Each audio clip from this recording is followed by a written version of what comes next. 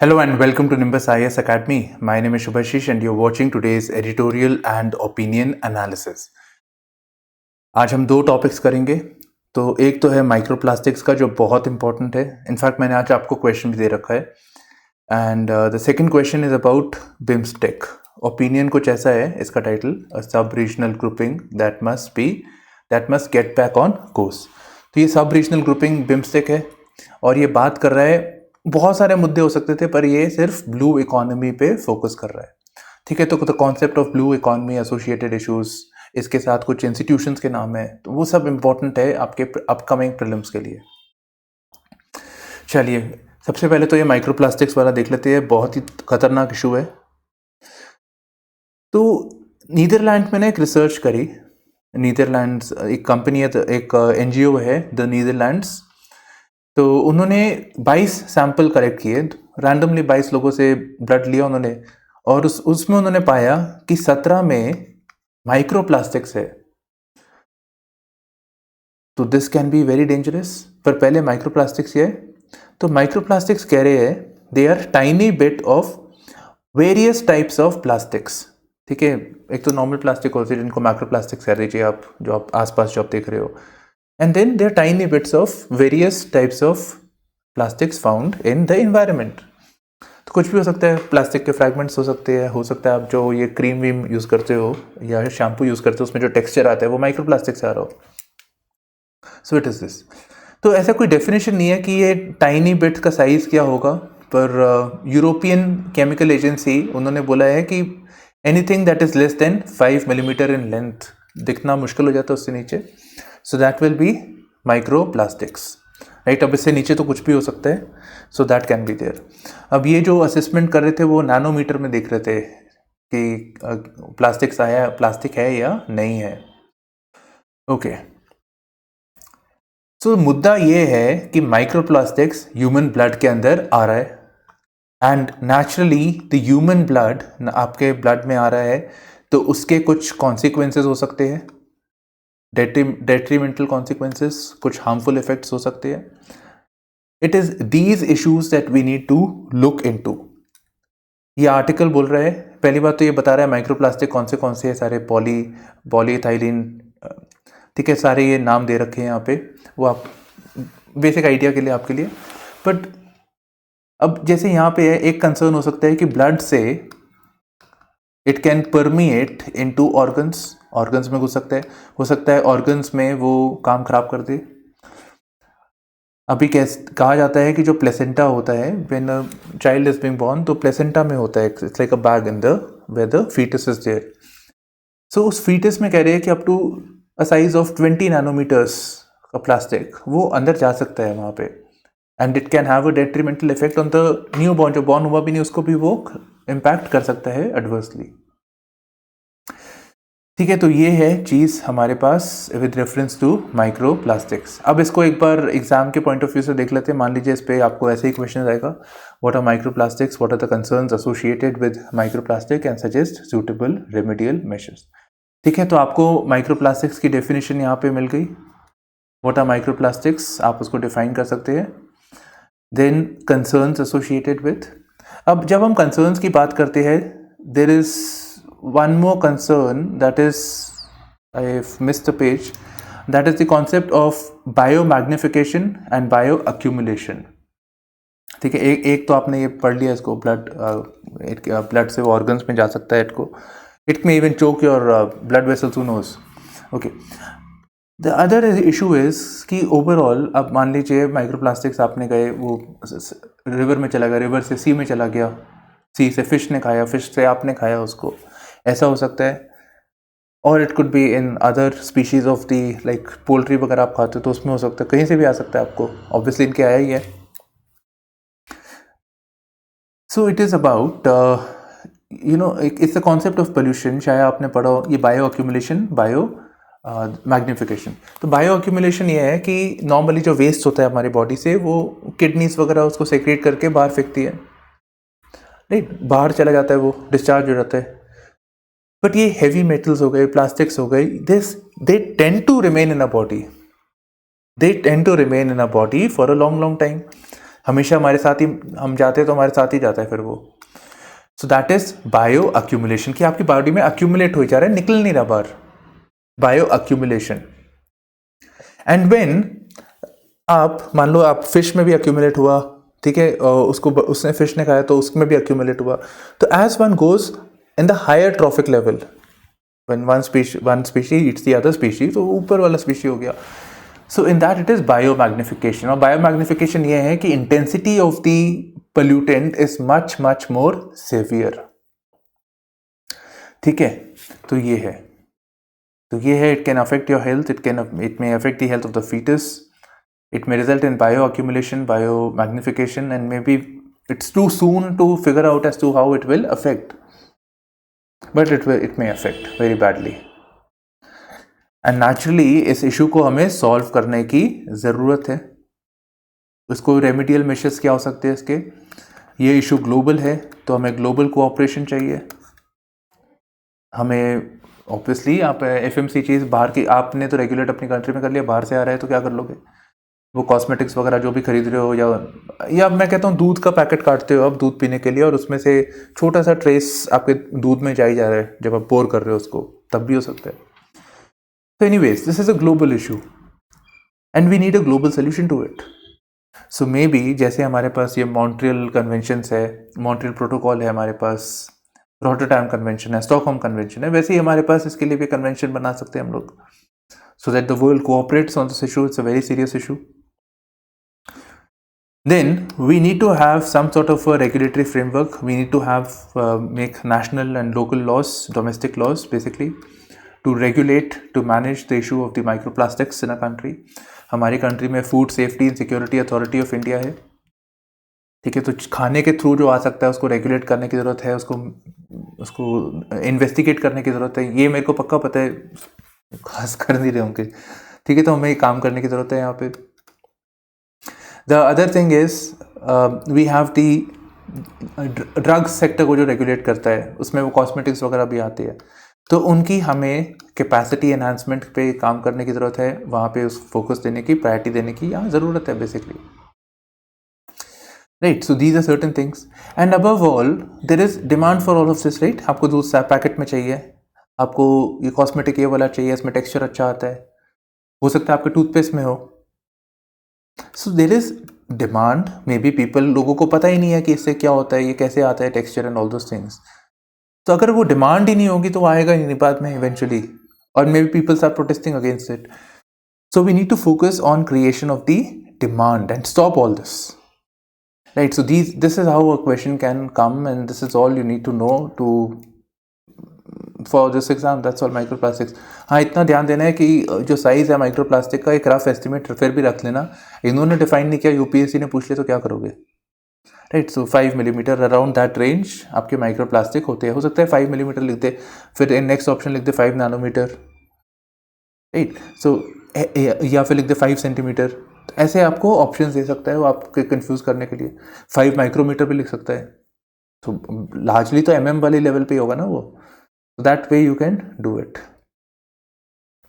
Mark करना पड़ा आज आर्टिकल में. This is about the BIMSTEC, और मेरे को बहुत आए बिम्स्टेक का और चीज़ें होंगी इसमें, but this is primarily to do with blue economy. तो एक बार इसको देख लेते हैं. तो ये जो bay of Bengal multi sectoral technical and economic cooperation है, अभी इसका समिट होने वाला है. It will be held in Sri Lanka, virtually होगा वो. ठीक है, तो ये जो इंस्टीट्यूशन है दिस इज ऑलरेडी, ये बे ऑफ बंगाल के रीजन के अराउंड है. एंड हाँ, कुछ कंट्रीज है जैसे कि नेपाल हो गई, लैंडलॉक्ड कंट्री हो गई.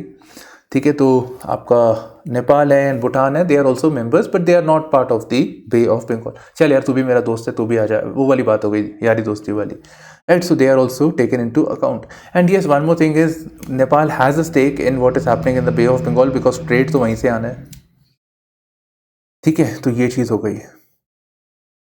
तो they are part of this thing. And naturally बड़े बड़े मुद्दों पे बातें करते हैं लोग, ट्रेड, इन्वेस्टमेंट, ट्रांसपोर्ट, बातें करते हैं and they offer lip service. हम ऐसा करेंगे, हम वैसा करेंगे, पर करते कुछ है नहीं. Right, so not much is done over here. Now in this context, as you can see, this is around the Bay of Bengal, and naturally it is also to do with the economy of the Bay of Bengal. So ocean based economic activities, ठीक है, ocean based economy. अब जब ocean based economy हो रही है, सो there is fishing में भी, and fishing में आप कह लीजिए कि इलीगल, अनरिपोर्टेड, अनरेगुलेटेड फिशिंग ये चल रही है, हो रही है ना. ये हमारा फिशिंग इशू नहीं चल रहा श्रीलंका के साथ, और हमारे फिशरमैन को पकड़ लिया जाता है, right. So lack of identification of the border within the countries, India Bangladesh also हो सकता है ये इशू हमारा, राइट. सो वेसल, ये वाली बात हो गई. This could be use for terror related activities also, the coastal region, ठीक है, ये हो सकता है. सी लेवल राइज, ये हो सकता है, sea level rise. We can also look at the issue of pollution. Pollution कौन सा? शिपिंग वेसल से जो पोल्यूशन आ रहा है, बोट से जो फिशिंग जो हो रहा है वो उससे पोल्यूशन आ रहा है. इट कुड बी ये रिवर्स वगैरह से, टेंडेंसी है ना कि वेस्ट वगैरह सिटीज़ का रिवर्स में डाल दो, रिवर से untreated waste sewage goes into this. Likewise agricultural waste में कम इनटू दिस. इससे क्या होता है? इससे बहुत सारा organic matter is goes into sea, तो the biological oxygen demand of the water increases. उनको ऑक्सीजन चाहिए. ऑक्सीजन क्यों चाहिए? वो वेस्ट को ठीक करने के लिए, डिकम्पोज करने के लिए. So it creates patches of dead zone जहाँ कोई फिशिंग नहीं हो सकती, तो फिर वो अनसस्टेनेबल हो गया, right. So there are a multitude of issues. And yes, one more thing, what about the disaster management? I remember the 2004 tsunami that took place. और भी डिजास्टर्स हो सकते हैं, साइक्लोन आते रहते हैं, right. And one more thing, यहाँ पे फॉरेस्ट के इन एरियाज के पास में there are mangroves also, there are coastal reefs also, that also needs to be protected. And इसमें ये सारी कंट्रीज एक साथ आके काम कर सकती है. Now coming to the question of blue economy, मैंने स्टार्ट में बोला था कि ये this is linking BIMSTEC ocean based economy में काम कैसे कर सकती है. ब्लू इकोनॉमी क्या होता है? Blue economy is primarily ocean based economy.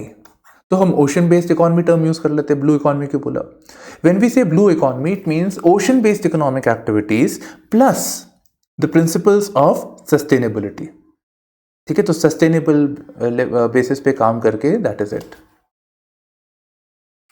तो इस पे ये काम करने की ज़रूरत है. तो यहाँ पे प्रॉब्लम्स आपको मैंने सारी बता दी है, सारी स्कैटर्ड है इधर उधर, मैंने आपको बता दी है यहाँ पे. अब यहाँ पे कुछ इंस्टीट्यूशंस के नाम दे रखे हैं. One is a Bay of Bengal maritime dialogue. ये एक डायलॉग हुआ था जिसमें सारी बे ऑफ बंगाल वाली कंट्रीज हैं यहाँ पे, और उन्होंने ये मुद्दों को उजागर किया था. अब ये कौन सी इंस्टीट्यूशन है? Bay of Bengal maritime dialogue. It is not a intergovernmental organisation, nothing to do with government. It is basically a civil society organization. It was convened recently by the Center for Humanitarian Dialogue and the Pathfinder Foundation. ठीक है, तो इनका initiative है यहाँ पे. Next एक institution का नाम दे रखा है यहाँ पे, which is Bay of Bengal program. This is an intergovernmental organization based in Chennai. ठीक है, अब ये हो गया आपका एग्जाम, आपको एग्जाम पॉइंट ऑफ व्यू से भी हो गया आपका तैयारी यहाँ पे प्री के. ओके, ठीक है, ये सारे इश्यूज मैंने आपको बता दिए हैं हमारे इस ब्लू इकोनॉमी के फ्रेमवर्क में. अब क्या किया जाए, क्या किया जा सकता है? तो पहली बात है, हमें फिशरीज मैनेजमेंट पे फोकस करना चाहिए. फिशरीज का इशू है ना, तो फिशरीज सेक्टर को हमें मैनेज करना चाहिए. हमें प्रिंसिपल ऑफ सस्टेनेबिलिटी पे काम करने की ज़रूरत है. ठीक है, पोल्यूशन वगैरह उन सब के लिए हमें एक कॉमन फ्रेमवर्क बनाने की ज़रूरत है, बिकॉज ये बे ऑफ बंगाल हम सब का है. कौन से? बिम्स्टेक कंट्रीज का है ये, माइनस ऑब्वियसली लैंडलॉक्ड कंट्रीज कौन सी है इसमें से, वो भी आप देख लीजिएगा, Nepal and Bhutan. Next thing is, कितनी बार ऐसा होता है जैसे कि श्रीलंका फिशरमैन इशू चल रहा है, तो Indian fisherman caught by this thing, like they Sri Lankan fisherman caught by the Tamil people, coast guard वगैरह, इंडियन कोस्ट गार्ड. तो इस केस में ये तो सी है, लैंड में तो लिखा होता है ना 0 किलोमीटर्स अप्रोचिंग पाकिस्तान, ऐसे लिखा होता है बांग्लादेश, पर ये तो मैरिटाइम बाउंड्रीज हैं, बहुत डिफिकल्ट है, आसपास है. तो इसके लिए we need to have international vessel tracking system, ठीक है।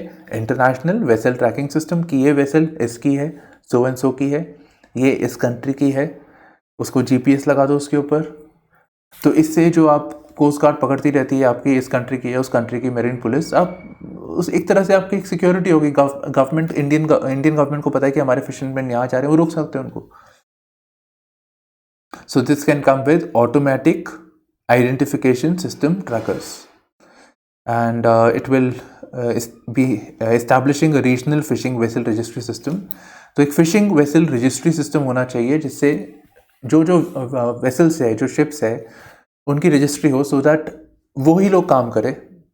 तो इससे जो अनरिपोर्टेड अनरेगुलेटेड फिशिंग होती है उसको हम चेक कर सकते हैं, ठीक है। तो ये establishing regional guidelines on how to deter and prevent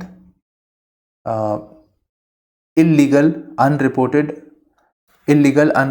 unregulated fishing. और जो लोग पकड़े गए, जो इधर उधर फंसे हैं, ह्यूमैनिटेरियन इशू हो गया, उसको ह्यूमैनिटी से देखा जाए, उसको सद्भावना के साथ देखा जाए, so that the people are relief is provided, ठीक है। हो सकता है कैजुअल केस था where a fisherman is got stuck in a particular place, so that has to be looked into. तो ये कह रहे हैं the BIMSTEC must arise, awake and act before it is too late. यहाँ पे question हो सकता है कि BIMSTEC हम सब सोचते हैं कि it is seen as an alternative to SAARC, but what about the contribution or the role of the BIMSTEC vis-a-vis the blue economy?